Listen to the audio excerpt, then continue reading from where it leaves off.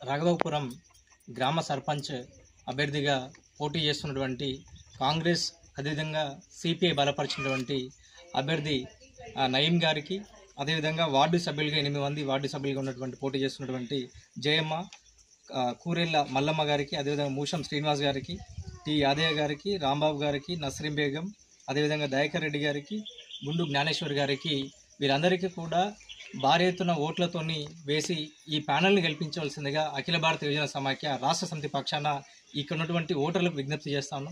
ప్రధానంగా ఈరోజు రాజకీయాల్లోకి యువత రావాలి. సో యువత రావడం అంటేనే ఆ గ్రామాలు మండలానికి కూడా అభివృద్ధి పట్టేటువంటి అవకాశాలు ఉన్నాయి. కాబట్టి నయీం గారికి కూడా విద్యావంతుడు, అదేవిధంగా ఈ గ్రామంలో ఉన్నటువంటి అనేక సమస్యల మీద ఇప్పటికే అఖిల భారత యువజన సమాఖ్య రాష్ట్ర సమితి సభ్యుడిగా ఈ జిల్లాకు సంబంధించినటువంటి బాధ్యుడిగా ఉండి కూడా అనేక పోరాటాల్లో కూడా పాల్గొన్నారు. కాబట్టి ఇట్లాంటి యువకులకు అవకాశం ఇవ్వడం వల్ల ఈ గ్రామ అభివృద్ధి కూడా పూర్తిగా కాంక్షిస్తుంది. అదేవిధంగా కమ్యూనిస్టు పార్టీ, అదేవిధంగా కాంగ్రెస్ పార్టీ కూడా ప్రస్తుతం ఇప్పుడు ఈ రాష్ట్రంలో కూడా అధికార పక్షంలో ఉన్నటువంటి నేపథ్యం ఉన్నది. కాబట్టి ఇక్కడ ఈ గ్రామ అభివృద్ధి చెందడం అంటేనే ఈ ప్యానల్ని పూర్తిగా భారీ ఎత్తున మెజారిటీతో గెలిపించాల్సిన అవసరం ఉందని చెప్పి మేము అఖిల భారత యువజన సమాఖ్యగా ఇక్కడ ప్రచారంలో భాగంగా రావడం జరిగింది. కాబట్టి నయీంకి ఓటు వేయడం అంటే ఈ గ్రామాన్ని అభివృద్ధి చేసుకోమనేది ఆ దిశగా ఈ గ్రామ ప్రజలు ఆలోచించాలని చెప్పి మేము ఓటర్లకు విజ్ఞప్తి చేస్తాను. కాబట్టి రానటువంటి ఈ సర్పంచ్ ఎన్నికలలో నయీం గారికి, అదేవిధంగా తన ప్యానెల్లో పోటీ పడుతున్నటువంటి వార్డు సభ్యులందరినీ కూడా